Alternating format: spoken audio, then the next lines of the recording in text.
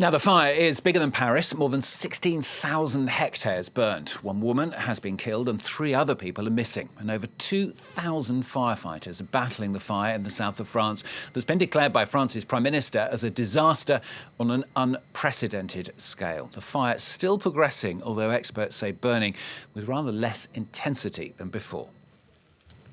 In addition to the 2,000 firefighters and command teams, we also have specialized resources. But the weather is also part of the picture. We're forecasting 32 degrees with an easterly wind of 40 kilometers per hour in the afternoon, so we remain cautious. We're making a strategy based on aerial reconnaissance and weather data, which will allow us to decide what specialized resources we need, like creating trails to reach the edges of the fire and stop it from spreading. Well, let's talk live then to France 24's Carys Garland, who's at the fire for us. Carys, first of all, just bring us up to date with the latest that you're hearing there. Well, firefighters still have their work cut out for them, Stuart. Since we've been here in Salon de la Cabreuse, we've been hearing water bombing aircraft going past, dropping water on these flames, and also fire trucks passing through this town. Where we are, we're actually surrounded by burnt areas and where the fire is still active.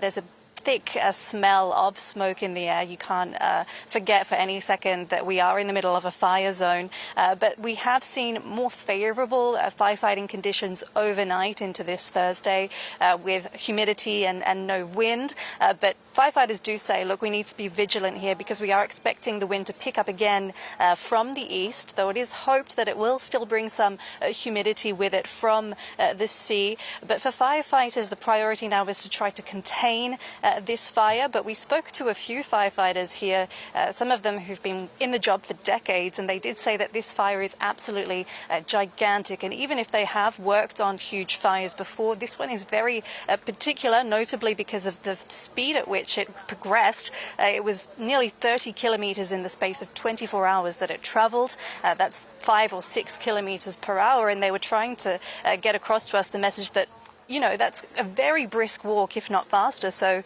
this is very exceptional. Carys, it's obviously been disastrous, this fire, for some people, but very disturbing for thousands of people in the area.